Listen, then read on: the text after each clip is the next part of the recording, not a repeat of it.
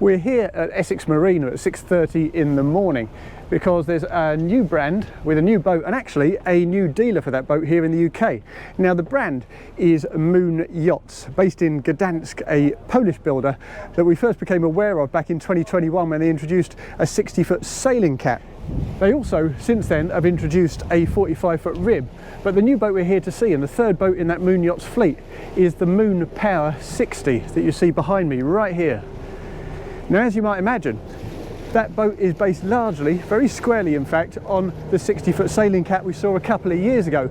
But it's been introduced into the UK by S6 Marine, clever name that, based in Southend, and they've got a pretty profound history in cats.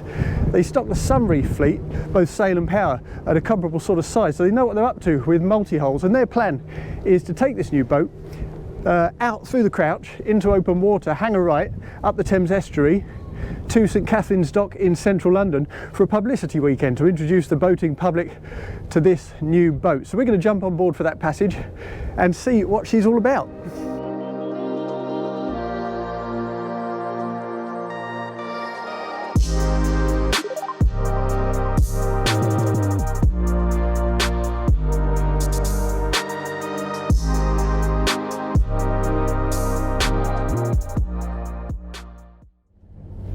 So we're heading southwest, pretty much into the conditions at the moment. And as I say, we've got some little white horses. We got a little bit of wind over tide as we head towards the Thames estuary. Now, this is a 60-foot boat with a 31-foot beam. Very much a sailing cat that's adapted for powercat use. So there's a little bit of extra buoyancy aft to compensate for the weight of those engines, and in this case those engines are the top rated units. We've got a pair of Cummins 715 horsepower inline 6-cylinder diesels.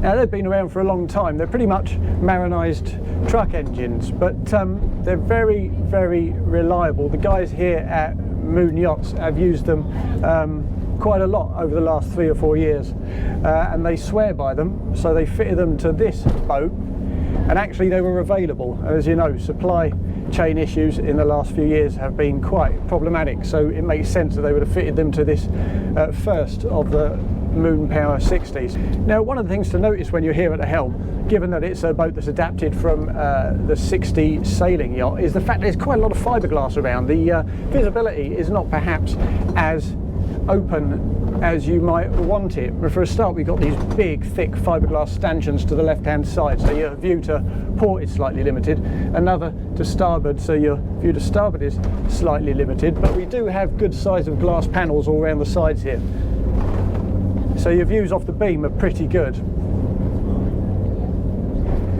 The structure of the helm is also quite interesting. It's quite elevated, and there's no bolster at this helm seat. So as I sit here, I'm relatively low. The top edge comes just below the horizon from this position, so it'd be more comfortable if I was sitting slightly further up like this, with the throttle slightly closer to me. As we plough through them into this head sea, you'll hear the occasional rumble as the waves slap the underbelly of the boat. And while we don't have a bridge deck that drops down too low, they haven't tried to incorporate accommodation into this central section. What they have done is really ramp up the volume of storage under deck, so that it's not as deep as perhaps a boat like Prestige's M48. It's certainly got a decent bit of depth to it to give you that extra storage volume, and that's a bit of a compromise, but it's one that a lot of people will appreciate, because even in seas like this, which for most owners of this boat they're not going to go out in, it's perfectly comfortable. A little bit wet, as I say, and you can hear those thuds, but it's actually quite a quiet and refined boat to drive, even in these conditions. I mean, we've been seeing around about 60 decibels at cruising speeds of between about 9 and 11 knots. And even at the very top end of about 18, 19 knots, we're not exceeding 68, 69 decibels. So that's really quite refined. And at some speeds, it goes right down to 55. In terms of the cruising efficiency, well, that's quite impressive too. We've got 7,000 litre tanks here, a pair of 3,500 litre tanks. They can be increased if you wish, if you want an extra bit of range factored into the package. but at 8 knots we're actually achieving around about 3 litres per nautical mile, and even if you save 1,000 litres in reserve, that still gives you a range, a usable range of around 2,000 nautical miles, so that's very impressive. Well, we're in the Thames estuary now. The water's settled down, as has the weather, so it's time for a quick walk around outside. And the first thing to mention is the beam. Now obviously, as a modified sailing cat, the beam is pretty huge. It's 31'7", and that encompasses about 53% of the boat's overall length. Now a lot of that is used for these enormous side decks, but you still feel that sense of breadth in this cockpit. It's a fairly simplistic layout though. We have a transverse bench here, good enough I would say for 6 people, a big table there and a decent bit of space for freestanding furniture. We also have a starboard seat here, kind of a lounge seat, a chaise longue with a bit of storage underneath, and this is handy, an optional helm built into this starboard bulwark just enables you to see the critical touch points when you're coming alongside. Very handy on a boat of this scale. And over on the port side we have the wet bar, which basically at the moment on this particular boat houses just a sink and a champagne cooler, plus the usual stuff down below, a fridge and an ice maker. Now they haven't spec'd a hob top or a griddle here because, as you'll see in a second, there's a dedicated galley down in the aft end of this port hull. What we also have down here is a crew cabin. And not the only crew cabin on this boat, I should add, but as we move down you'll see how carefully they've used this space, because this bed that we see here is actually perched on top of the port engine. That of course does make it a bit noisy, but the scale of the place is pretty good. There's a decent window there for natural light and a view, plus ensuite facilities here, and a little bit of storage built in as well. Now let's climb ourselves back out of here and head out and around the starboard side, use this enormous side deck and head up to the bow. We have boarding points on the side, I should point out. No grab rails here, but you really don't particularly need them. I have to say it feels very safe and very easy. And up at the foredeck we have access to another crew cabin, not quite as salubrious as the one aft, but does a very serviceable job. And we also have a sunken lounge. Now this is quite a cool design. It's nestling right down here in the leading edge of the helm structure, and there's a door just here that enables you to get back through into the saloon directly, and right there, perfectly positioned, we have a good size of wine fridge, so you don't have to go far to serve your guests. Now let's shut that back up because they're all very comfortable in there, comfortable aboard. There we are. This is a nice place to sit. It makes good use of the beam, and it's quite nice to be tucked down slightly lower out of that breeze. What I really like here though is this part of the boat. Now we've got tremendous storage under here in these various lockers, and in the centre we have good access to the anchor too, to the anchor windlass and to the anchor itself. It's very neatly arranged indeed. But actually, having said that, I think one of the best features of this boat is the means by which you access the flybridge. So let's take a walk, this time down the port side, and we'll see what they've done there. Now of course conventionally you would expect access to the flybridge to be achieved either by a set of steps in the aft cockpit, which is clearly not there, or by an internal set of steps forward. What you get instead is dual access on either side, both from the port and the starboard side deck, through these steps. And these are beautifully contained inside big heavyweight moulding, so you don't feel at all exposed or vulnerable. And when you get up here, what we have once again is a wet bar directly ahead. The usual fridges, ice makers and so on there, plus another sink and another space for your champagne there, additional slots for your glasses and bottles and so on. Again, no grill or griddle or hob top, but that can be spec'd if you wish. And at this upper helm, things are quite pleasant too. 3 forward-facing seats, a good screen for wind deflection, and the elevated dash actually helps a little with that as well. And what I like here is the fact that we've got little heated seat buttons. So when it's trying to be warm like it is today, but it's not quite achieving it, you can nestle in these seats and feel the warmth from beneath. It's very nice indeed. It's quite cool to see an additional sun pad back here as well, to keep those at the helm company. And while you might expect a wet bar in the back edge of those helm seats, what we actually get here is a pop-out TV that elevates at the touch of a button. So you can service those in this nice big symmetrical deck. Now, as I say, this flybridge is quite a cool space. We've got L-shaped seating on both sides plus a table, and then through here central access to this slightly raised deck aft. We have nice L-shaped sunbeds, no balustrade, no rails, so you really do feel like you're out and open. Arguably you wouldn't want to be up here when the seas are a bit lively, but what we have in the centre, even with the cover on, it's fairly evident, is a hot tub. Optional of course, but a very attractive option it is too. The saloon itself follows pretty much the same principles laid down elsewhere on this boat. There's loads of space, plenty of beam, single level deck throughout, and a relatively simplistic layout that makes it very easy to enjoy. On the port side we have peripheral furniture built in there with a dining table, a nice big dining table and freestanding furniture. We also have a C-shaped lounging section on the starboard side, easily big enough I would say for 10 people, and a really big generous companionway straight through the centre. And at the head of that companionway is this rather lovely feature, that's onyx backlit, and at night I imagine that would look absolutely superb. It's quite a thing. What I also like down here is the storage beneath the deck, and you certainly wouldn't expect this on most cats. Now if we pop down these steps and take a look around, you'll see that it isn't just a big space, it's a very usable space, lined with trays on the starboard side, lined with additional trays on the port side. And if we move back a little, you'll see that it extends way aft underneath that deck. So the storage capacity in here is fantastic.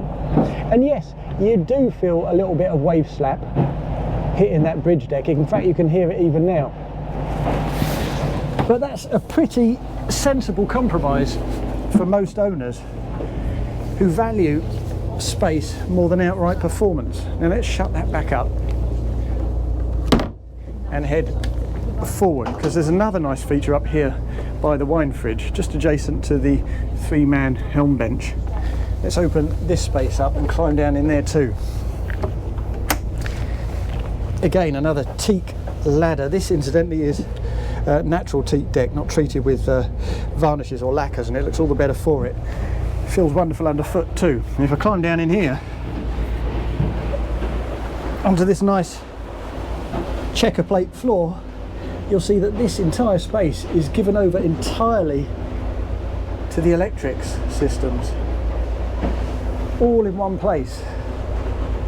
Everything you need, properly labelled. We move under those steps, you'll see how beautifully rigged that is. Everything you need to get to is right here, all in one place. It makes loads of sense. It also makes a fair bit of sense that it's right next to the helm station. Now this optional galley is not huge in terms of its basic footprint, but it certainly feels quite spacious. That's partly because you've got really enormous headroom, as you can see, and partly because we've got nice big views through these 3 windows of the horizon. Far less likely to get seasick if you force down here to cook some food underway, but of course this is a cat, so on moderate seas it's very stable anyway. And the facilities down here are pretty good too. We have a hob top here, an additional oven and grill built in to the side there, plus a coffee machine. We also have a very good size of sink and a marble worktop. Now there's a ton of marble on this boat apparently, a metric ton of marble, but of course as a wide beam cat that weighs around 50 tons anyway, an additional ton for quality materials like the marble doesn't matter too much at all.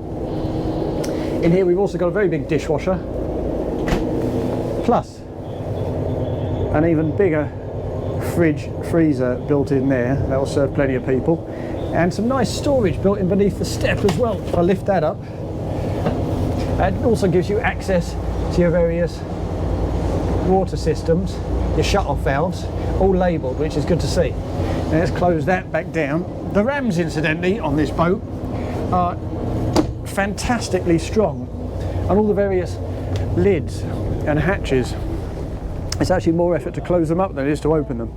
Now I'll make our way straight round to the forward part of the port hull, pop down these steps.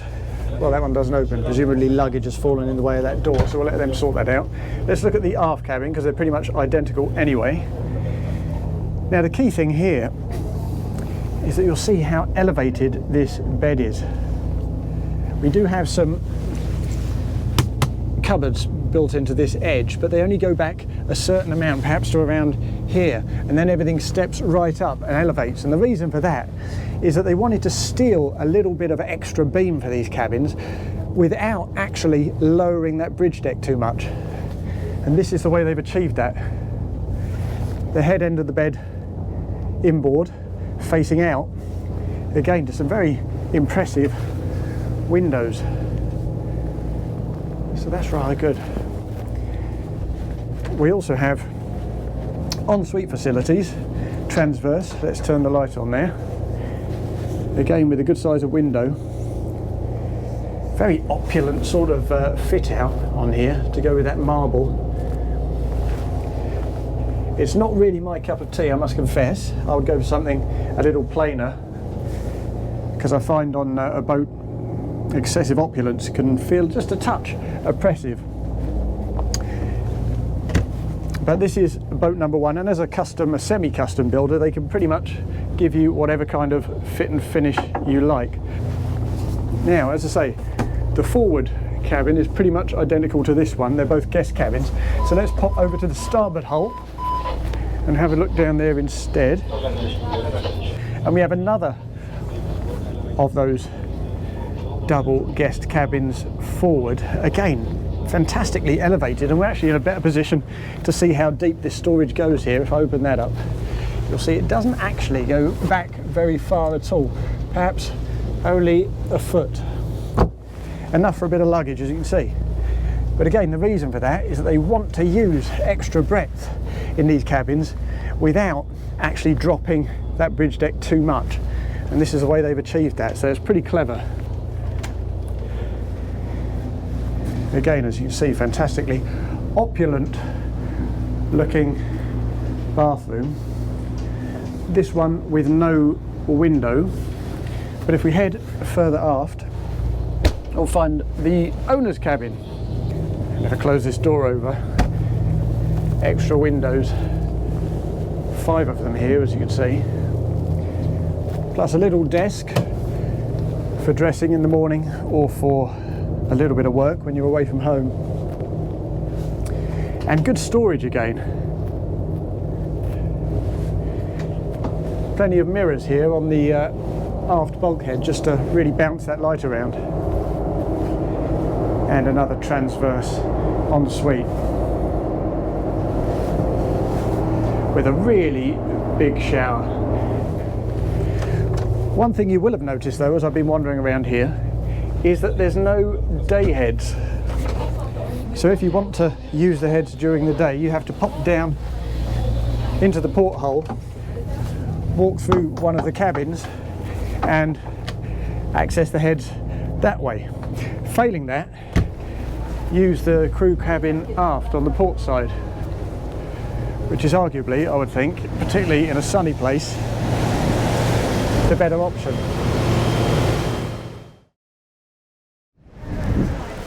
Well, as you can see, we've arrived in London, and the first thing I want to say about this boat is that although neither the style nor the layout are quite my cup of tea, well, as I've intimated before, this is a semi-custom company. They have their own stainless steel department as well as their own upholstery workshop in-house, so they've got all sorts of control over what it is they're doing.